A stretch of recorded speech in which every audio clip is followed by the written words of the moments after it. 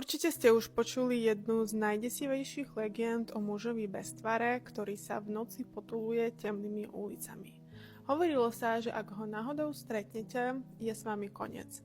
Volali ho Zelený muž a týmto príbehom sa kedysi strašili deti.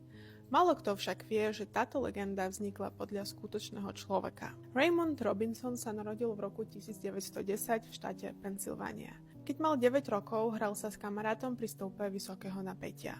Na jeho vrchole si všimli vtacie hniezdo a kamarát Raymonda ho vyprovokoval, že sa k nemu určite nedokáže dostať. Aby nevyzeral ako zbabelec, začal chlapec liesť hore po stĺpe. Počas výstupu však nešťastne zasiahol elektrické vedenie. Jeho telo zasiahlo približne 22 000 voltov. Výboj ho najprv prudko odhodil a až potom spadol na zem. Záchranári Raymonda okamžite previezli do nemocnice a jeho stav bol kritický. Celé telo mal pokryté ťažkými popáleninami a lekári nedávali veľkú nádej na prežitie. Napriek tomu prežil. Nehoda však zanechala devastujúce následky. Prišiel o ruku, o jedno oko aj o nos. Jeho tvár bola natoľko znetvorená, že sa stal pre ľudí šokujúcim pohľadom. Keď sa objavil na verejnosti, deti, ktoré sa s ním kedysi hrávali, v strachu utekali preč. Aj dospelí sa mu radšej vyhýbali. Raymond začal žiť veľmi uzavretým životom a väčšinu času trávil doma. Vyrábal krásne opasky a peňaženky, vďaka čomu si dokázal zarobiť bez častého kontaktu s ľuďmi. Z domu vychádzal najmä v noci a pri chôdzi používal palicu.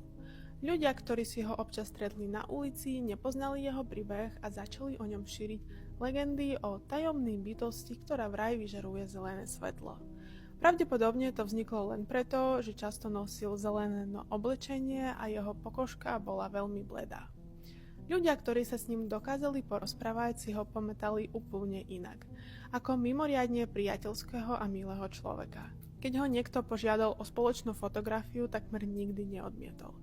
V 60. rokoch sa dokonca stávalo, že cesty, po ktorých chodil, boli plné aut, pretože ho ľudia chceli stretnúť a porozprávať sa s ním. Zaujímavé je, že keďže chodil po cestách v noci a v tmavom oblečení, niekoľkokrát ho zrazilo auto. Napriek tomu sa svojich nočných prechádzok nikdy nevzdal. S pribúdajúcim vekom však vychádzal von čoraz menej. Posledné roky života strávil v domove dôchodcov a zomrel 11. júna v roku 1985 vo veku 75 rokov. A nezabudajte na like, follow a komentár, keď máte radi podobné príbehy. Love you, bye!